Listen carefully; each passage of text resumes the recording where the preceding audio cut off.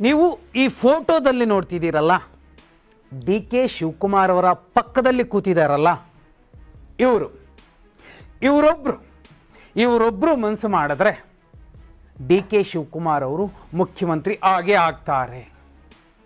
ವಿಶೇಷ ಅಂದರೆ 2023 ರಾಜ್ಯ ವಿಧಾನಸಭಾ ಚುನಾವಣೆಗೂ ಮುಂಚೆ ಇದೇ ವ್ಯಕ್ತಿ ಮನಸ್ಸು ಮಾಡಿದ್ರಿಂದಲೇ ರಾಜ್ಯ ಕಾಂಗ್ರೆಸ್ನಲ್ಲಿ ಬಹುದೊಡ್ಡ ಬದಲಾವಣೆ ಆಗುತ್ತೆ. ಚುನಾವಣೆಯ ದಿಕ್ಕು ದೆಸೆಗಳು ಬದಲಾಗ್ತವೆ. ಕಾಂಗ್ರೆಸ್ 135 ಸ್ಥಾನ ಗೆಲ್ಲುವಂತಹ ಸ್ಥಿತಿಗೆ ಬರುತ್ತೆ.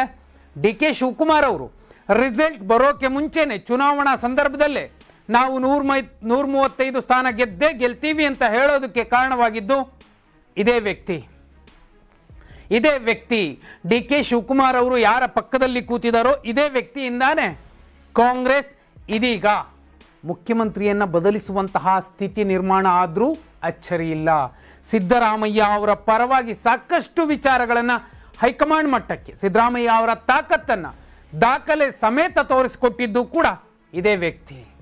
ಇವರೇ ಚುನಾವಣಾ ಚಾಣಕ್ಯ ಪ್ರಶಾಂತ್ ಕಿಶೋರ್ ಅವರ ಶಿಷ್ಯ.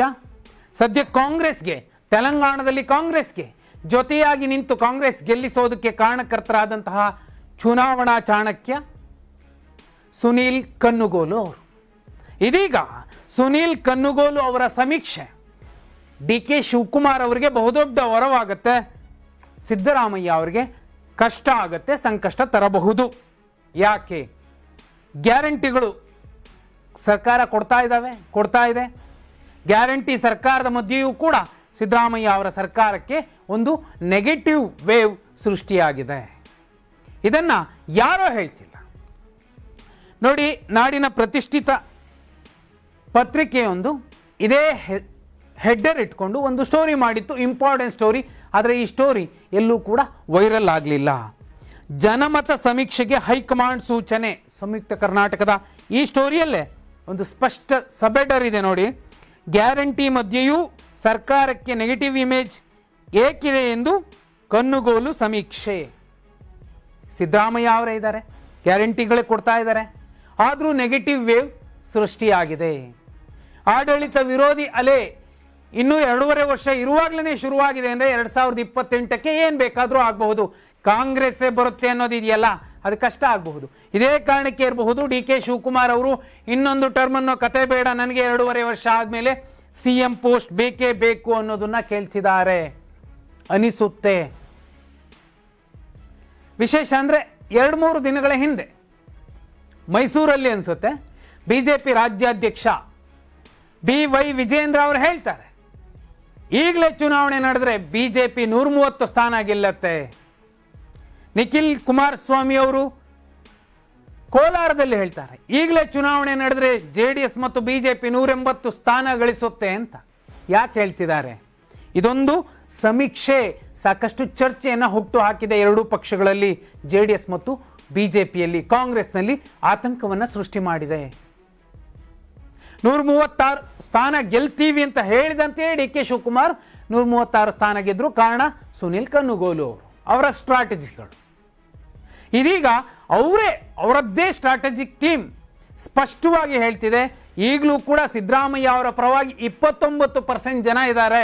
ಇನ್ನುಳಿದಂತೆ 12%, 14%, 13% ಬೇರೆಯವ್ರ ಜೊತೆಲಿ ಇದ್ದಾರೆ. ಆದರೆ 36-38% ಜನ ಸಿದ್ದರಾಮಯ್ಯ ಬೇಕು ಅಂತಿದ್ರು. ಅದೀಗ 29%ಗೆ ಇಳಿದಿದೆ. ಅಂದರೆ ನೆಗೆಟಿವ್ ವೇವ್ ಶುರುವಾಗಿದೆ. ಕಾಂಗ್ರೆಸ್ಗೆ ಆಡಳಿತ ವಿರೋಧಿ ಅಲೆ ಶುರುವಾಗಿದೆ. ಆ ಆಡಳಿತ ವಿರೋಧಿ ಅಲೆಯನ್ನು ತಗ್ಗಿಸಬೇಕು. 2028ಕ್ಕೆ ಮತ್ತೆ ಕಾಂಗ್ರೆಸ್ ಅಧಿಕಾರದ ಗದ್ದುಗೆ ಹಿಡಿಬೇಕು ಅಂದ್ರೆ ಮುಖ್ಯಮಂತ್ರಿ ಬದಲಾಗಬೇಕಾ ಬೇಡವಾ ಅನ್ನುವಂತಹ ಚರ್ಚೆ ಇಟ್ಕೊಂಡು, ಪ್ರಶ್ನೆ ಇಟ್ಕೊಂಡು ಕಾಂಗ್ರೆಸ್, ಅದರಲ್ಲೂ ಸುನೀಲ್ ಕನ್ನುಗೋಲು ಅವರು ಈಗ ಹೊಸ ಸಮೀಕ್ಷೆ ಮಾಡ್ತಿದ್ದಾರೆ. ಈ ಸಮೀಕ್ಷೆಯ ಪ್ರಕಾರ ಇಲ್ಲಪ್ಪ ಸಿದ್ದರಾಮಯ್ಯ ಅವರೇ ಸಾಕು ಅಂತ ಜನ ಹೇಳಿದ್ರೆ, ಕಾಂಗ್ರೆಸ್ನ ಸಾಮಾನ್ಯ ಕಾರ್ಯಕರ್ತ ಹೇಳಿದ್ರೆ, ಅಹಿಂದ ವರ್ಗ ಹೇಳಿದ್ರೆ ಸಿದ್ದರಾಮಯ್ಯ ಅವರು ಮುಂದುವರಿತಾರೆ. ಒಂದು ವೇಳೆ ಸುನೀಲ್ ಕನ್ನುಗೋಲು ಅವರಿಗೆ ಅತ್ಯಾಪ್ತರಾಗಿರುವಂತಹ ಡಿ ಕೆ ಶಿವಕುಮಾರ್ ಅವರು ಇಲ್ಲಪ್ಪ ಸಮೀಕ್ಷೆ ನನ್ನ ಪರವಾಗಿ ಬೇಕು ಅಂತ ಕೇಳಿದ್ರೆ, ಅಥವಾ ಜನ ಮತ್ತು ಸಾಮಾನ್ಯ ಕಾರ್ಯಕರ್ತ ಪ್ರತಿಯೊಬ್ಬ ಕಾಂಗ್ರೆಸ್ಸಿಗ ಇಲ್ಲ ಸಿದ್ದರಾಮಯ್ಯ ಅವರಿಗೆ 2 ಟರ್ಮ್ ಆಯಿತು, ಡಿ ಕೆ ಶಿವಕುಮಾರ್ ಅವರಿಗೆ ಒಂದು ಚಾನ್ಸ್ ಕೊಡಬೇಕು ಅಂತ ಹೇಳ್ತಾ ಬಂದ್ರೆ ಕಾಂಗ್ರೆಸ್ ಹೈಕಮಾಂಡ್ ಮುಲಾಜಿಲ್ಲದೆ ಡಿ ಕೆ ಶಿವಕುಮಾರ್ ಅವರನ್ನ ಸಿಎಂ ಸ್ಥಾನದಲ್ಲಿ ತಂದು ಕೂರಿಸಬಹುದು, ಅದು ಕೂಡ ಬಿಹಾರ ಚುನಾವಣೆಯ ರಿಸಲ್ಟ್ ಬಂದ ಮೇಲೆ. ಆದರೆ ಇದೇ ಸುನೀಲ್ ಕನ್ನುಗೋಲು ಅವರ ವಿಚಾರವನ್ನ ಸಾಕಷ್ಟು ಮಾಧ್ಯಮಗಳು ಹೇಳಿದ್ವು ಸಿದ್ದರಾಮಯ್ಯ ಅವರ ಕಾರಣಕ್ಕೆ. ವಿತೌಟ್ ಸಿದ್ದರಾಮಯ್ಯ ಕಾಂಗ್ರೆಸ್ ಕರ್ನಾಟಕದಲ್ಲಿ 135 136 ಸ್ಥಾನ ಗಳಿಸೋಕ್ಕಾಗೋದಿಲ್ಲ ಅನ್ನೋದನ್ನ ಇದೇ ಸುನೀಲ್ ಕನ್ನುಗೋಲು ಅವರು ಹೇಳಿದ್ರು 2023ರಲ್ಲಿ. 2 ವರ್ಷಗಳ ಬಳಿಕ ಇದೀಗ ಅವರ ವರಸೆ ಬದಲಾಗಿದೆ ಅಥವಾ ಜನರ ವರಸೆ ಬದಲಾಗಿದೆ ಅಂದ್ರೆ ಬೇರೆ ಲೆಕ್ಕಾಚಾರ ಇರಬಹುದು. ಆದರೆ ಸಮೀಕ್ಷೆ, ಜನಮತ ಸಮೀಕ್ಷೆಯಲ್ಲೇ ಈಗ ನೆಗೆಟಿವ್ ವೇವ್ ಸೃಷ್ಟಿಯಾಗಿದೆ ಕಾಂಗ್ರೆಸ್ಗೆ, ಸಿದ್ದರಾಮಯ್ಯ ಅವರ ಸರ್ಕಾರಕ್ಕೆ. ಅಂದ್ರೆ ನೋಡಿ, ಅದು ಸಂಯುಕ್ತ ಕರ್ನಾಟಕದಲ್ಲಿ ವರದಿಯಾಗಿದೆ. 4 ಕಾಲಂನ ಸ್ಟೋರಿ ಮಾಡಿದ್ದಾರೆ, ಹಾಫ್ ಪೇಜ್ ಅಲ್ಲಿ ಸ್ಟೋರಿ ಬಂದಿದೆ. ಅವ್ರು ಹೇಳ್ತಿದ್ದಾರೆ, ಜನರೇ ಹೇಳ್ತಿದ್ದಾರೆ ಈಗ ಗ್ಯಾರಂಟಿ ಸರ್ಕಾರದ ಬಗ್ಗೆ ನೆಗೆಟಿವ್ ಟಾಕ್ ಶುರುವಾಗಿದೆ ಅನ್ನೋದನ್ನ.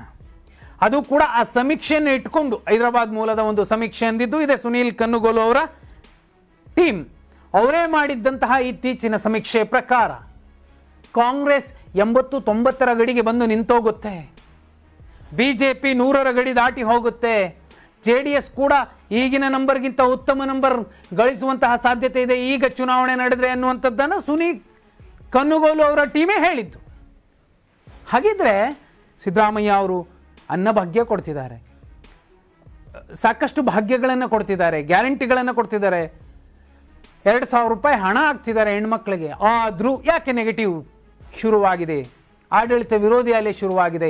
ಸಿದ್ದರಾಮಯ್ಯ ಅವರು ಸಾಕು ಅನ್ನಿಸ್ತಿದೆಯಾ ಅಥವಾ ಸಾಕು ಅನ್ನೋ ರೀತಿಯಲ್ಲಿ ಯಾರಾದರೂ ಮಾಡ್ತಿದ್ದಾರಾ? ಈ ಸಮೀಕ್ಷೆ ಏನ್ ಬೇಕಾದರೂ ಮಾಡಬಹುದು, ಸಿದ್ದರಾಮಯ್ಯ ಅವರಿಗೆ ಸಂಕಷ್ಟ ತರಬಹುದು. ಆದರೆ ಸುಲಭಕ್ಕೆ ಸಿದ್ದರಾಮಯ್ಯ ಅವರನ್ನ ಬಗ್ಸೋದು, ತಗ್ಗಿಸೋದು, ಇಳಿಸೋದು ಕಷ್ಟ ಆಗುತ್ತೆ. ಆ ಕಾರಣಕ್ಕೋಸ್ಕರನೇ ಇಂತಹ ಸಮೀಕ್ಷೆಯನ್ನು ಮುಂದಿಟ್ಟು ಡಿ ಕೆ ಶಿವಕುಮಾರ್ ಅವರು ಅವರ ಟೀಮ್ ಹೈಕಮಾಂಡ್ ಮುಂದೆ ಚರ್ಚೆ ಮಾಡಿಸಿ, ಈಗಿದೆ ಸಮಸ್ಯೆ, ಹೀಗಾದ್ರೆ ಏನ್ ಮಾಡ್ತೀರಾ ಅನ್ನೋದನ್ನ ಮನವರಿಕೆ ಮಾಡಿ ಡಿ ಕೆ ಶಿವಕುಮಾರ್ ಅವರು ಮುಖ್ಯಮಂತ್ರಿ ಆಗುವ ಸಾಧ್ಯತೆಗಳನ್ನು ಯಾವ ಕಾರಣಕ್ಕೂ ತಳ್ಳಿ ಹಾಕೋಕ್ಕಾಗೋದಿಲ್ಲ. ಯಾಕಂದ್ರೆ ಒಂದು ಹೈಕಮಾಂಡ್ ಒಂದು ಸಮೀಕ್ಷೆಯನ್ನೇ ನಂಬಿಕೊಂಡು 2023ರಲ್ಲಿ ಮುಖ್ಯಮಂತ್ರಿಯನ್ನ ಫೈನಲ್ ಮಾಡ್ತು.